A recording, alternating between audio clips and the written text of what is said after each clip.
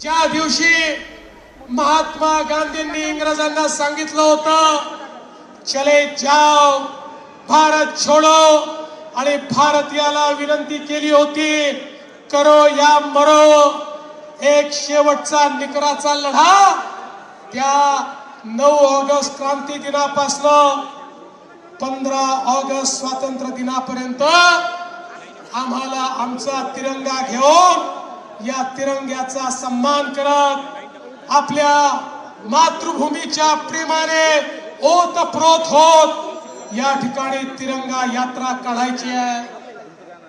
खरं म्हणजे मला आनंद आहे, मुंबईची यात्रा अतिविशाल यात्रा होती, पुण्याची यात्रा त्याही पेक्षा विशाल होती, पण आज छत्रपती संभाजीनगरने सगळे रेकॉर्ड तोडलेले आहेत। आज छत्रपती संभाजीनगर मध्ये केवळ तिरंग्याचं वादळ पाहायला मिळत आहे, तिरंग्याचं वादळ पाहायला मिळत आहे।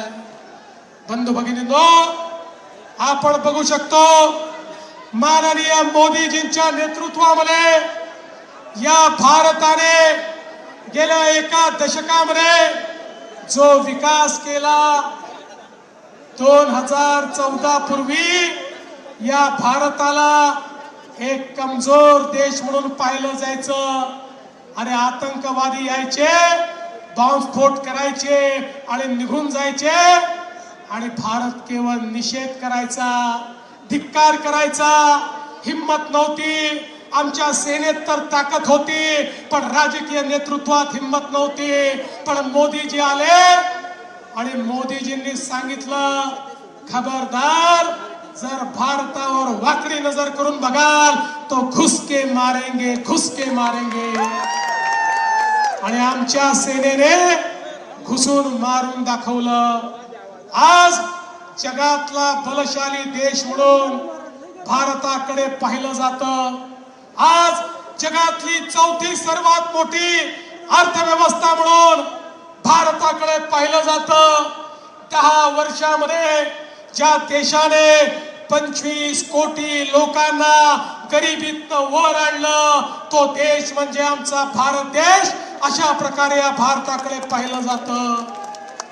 मोदीजींच्या नेतृत्वामध्ये चंद्राच्या दक्षिण ध्रुवावर आपलं यान उतरवणारा जगातला पहिला देश माझा भारत देश झाला, याचा मला अभिमान आहे। जे अमेरिकेला जमलं नाही, जे जपानला जमलं नाही, ते भारताने करून दाखवलं। आणि म्हणून आज भारत प्रगती करतोय, आपला महाराष्ट्र प्रगती करतोय। 2013-14 साली ज्या महाराष्ट्राची अर्थव्यवस्था 12-13 लाख कोटीची होती, 10-12 वर्षामध्ये आपण ती अर्थव्यवस्था या ठिकाणी 50 लाख कोटी पर्यंत नेली। या महाराष्ट्रामध्ये एक मोठं परिवर्तन झालं। आज आपण पाहतोय मोदीजींच्या नेतृत्वात इतक्या मोठ्या प्रमाणात देश बदलतोय, आणि मराठवाडा तर आज खऱ्या अर्थानं परिवर्तनाच्या वाटेवर उभा आहे। आमचा संकल्प आहे, मराठवाड्याच्या या पिढीने दुष्काळ पाहिला, पण मराठवाड्याच्या पुढच्या पिढीला दुष्काळ पाहू देणार नाही। दुष्काळ मुक्त मराठवाड्याकडे आता वाटचाल चालू झाली आहे।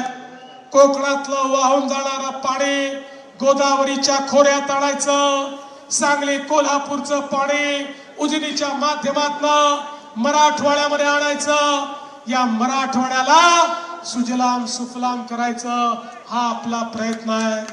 आज मोदीजींच्या नेतृत्वात भारताने आपली जागा जगातली सगळ्यात मोठी 3री स्टार्टअपची इकोसिस्टीम म्हणून तयार केली।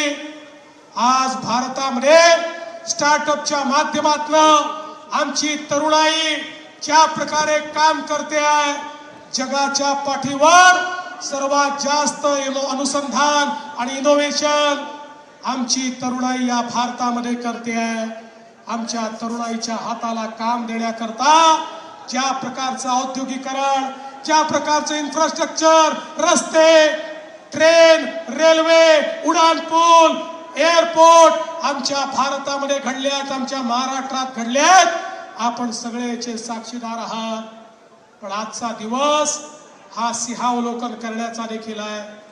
भारतरत्न डॉक्टर बाबासाहेब आंबेडकरांनी जगातलं सर्वोत्तम संविधान हे या भारत देशाला दिलं.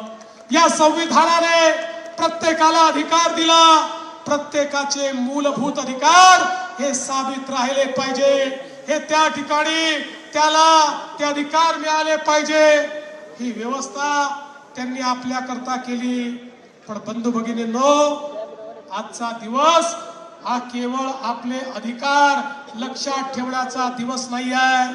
त्याच वेळी भारतरत्न डॉक्टर बाबासाहेब आंबेडकरांनी प्रत्येक भारतीयाला त्याची मूलभूत कर्तव्य देखील सांगितली आहेत. मूलभूत अधिकार वापरण्याचा अधिकार त्यालाच आहे जो आपली मूलभूत कर्तव्य देखील लक्षात ठेवेल. आणि ही मूलभूत कर्तव्य ही देखील लक्षात ठेवण्याचा आजचा दिवस आहे. एक उत्तम नागरिक आम्ही कसे बनू शकू, देशाच्या मुख्य प्रवाहात काम कसं करू शकू, देशाला योगदान कसं देऊ शकू, समाजाची ताकद आम्ही कशी बनू शकू, याचाही विचार आजच्या दिवशी आपल्याला करायचा आहे. आणि मराठवाड्याकरता तर आपल्या सगळ्यांना माहिती आहे, 15 ऑगस्ट 1947 ला भारत स्वतंत्र झाला. पण मराठवाड्याला त्यानंतर 13 महिने झुंज द्यावी लागली. 17 सप्टेंबरला 1948 ला या ठिकाणी मराठवाडा मोकळा झाला. त्या निजामाच्या राजवटीतून हा मराठवाडा आमच्या स्वातंत्र्य सैनिकांनी मोकळा केला. त्यामुळे आता या मराठवाड्यालाही मोकळा श्वास घेता येतो. आणि म्हणून बंधू भगिनींनो, मी पुन्हा एकदा छत्रपती शिवरायांचं स्मरण करतो, तमाम स्वातंत्र्य संग्राम सेनानींचं स्मरण करतो, तमाम समाज सुधारकांचं स्मरण करतो. आणि या ठिकाणी आपल्या सगळ्यांना विनंती करतो, आपण सगळे आज प्रतिज्ञा घेऊया. आमच्या जीवनामध्ये आमच्या स्वतः करता तर जगू, आमच्या परिवार करताही जगू, पण त्यासोबत समाजाकरता जगू, आमच्या राज्याकरता जगू आणि आमच्या देशाकरता जगू.